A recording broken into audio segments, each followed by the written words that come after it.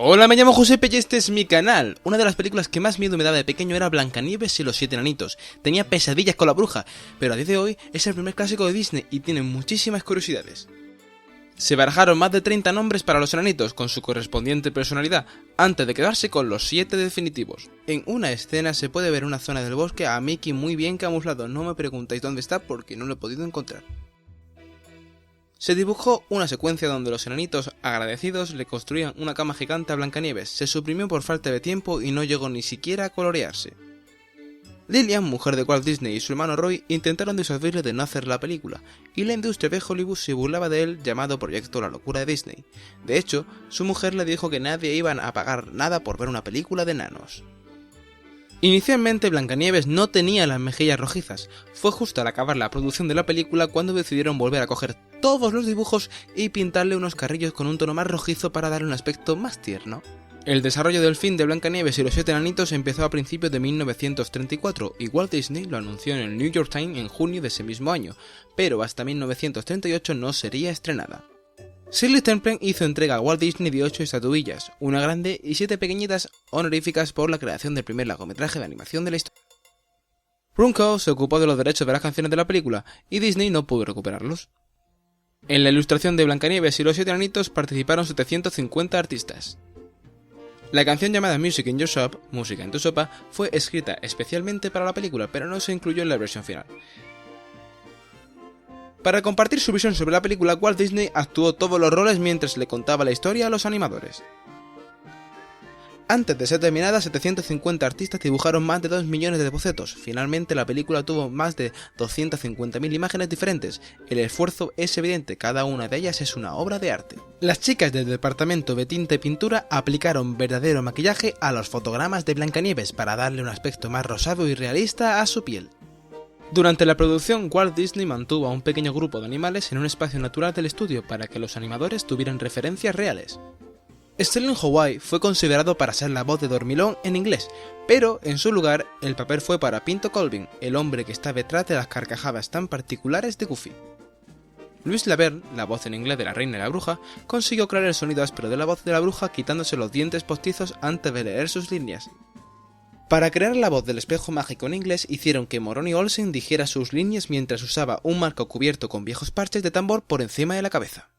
Blancanieves es uno de los pocos personajes de Disney que ha sido honorados en el Paseo de la Fama de Hollywood, entre los que se incluyen Mickey Mouse, el Pato Donald y Winnie the Pooh. Sin duda, este honor habla de su grandeza y del amor que todos le tienen.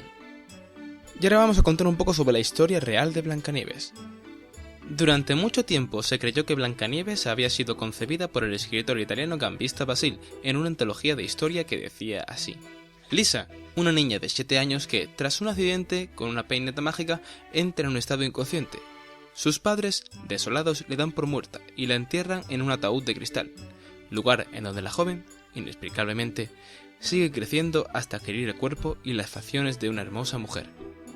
Una pariente, envidiosa de la belleza extraordinaria de Lisa, jura entonces acabar con ella, y en un rapto de locura, rompe el sarcófago y toma a Lisa de los cabellos. Pero, en su intento por arrastrar el cuerpo para enterrarlo en el bosque, se desprende de la peineta y la chica despierta.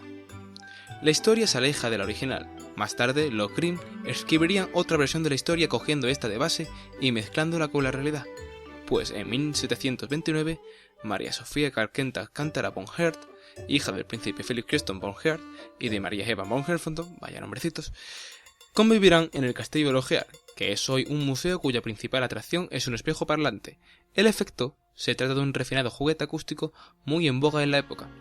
El espejo tiene la curiosidad particular de repetir cada palabra pronunciada por quien se pare delante.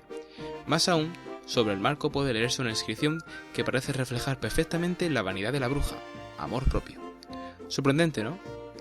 El espejo era propiedad del príncipe, quien se lo regaló a su segunda mujer, Claudia Silveta von Rechtme, madrastra de María Sofía. Y aunque la relación entre la joven y su madrastra no era tan mala como asegura el cuento, la condesa siempre beneficiaba a los hijos de su primer matrimonio y menospreciaba a la condesa, que a causa de la varicela había quedado ciega. El cronista de la familia Eartham describía a María Sofía como un ángel caritativo y bondadoso. Por eso los habitantes de Lor le tenían tanto cariño, y se pasaba el día rodeada de niños envejecidos prematuramente por el trabajo en las minas de la familia. Estos niños, que vestían largos abrigos y gorros, acabaron convertidos en los enanos del cuento. La crónica asegura que en una fiesta María Sofía conoció al príncipe Felipe II de España, hijo de Carlos V, y María de Portugal, pero el padre no autorizó la boda porque políticamente no le convenía. Se cuenta que para deshacerse de María Sofía hizo envenenar los frutos de los árboles por donde la joven solía caminar. Otros escritos revelan que la joven fue envenenada por la policía secreta del rey y no por su madrastra, como dice el cuento. Sin embargo, lo que muy pocos saben es que esta doncella existió en realidad. Se llamaba María Sofía y vivió en el castillo de Lor. Bueno, y espero que os haya gustado estas curiosidades sobre Blancanieves y los 7 enanitos. A mí la historia real me ha dejado un poco impactado, ¿y a ti? Cuéntamelo en los comentarios. Que no se te olvide darle a me gusta, así me ayudas a hacer más vídeos de curiosidades. Comparte el vídeo con tus amigos, que no se te olvide suscribirte, subo vídeo cada semana. Soy Josepe y este es mi canal, nos vemos en el siguiente vídeo.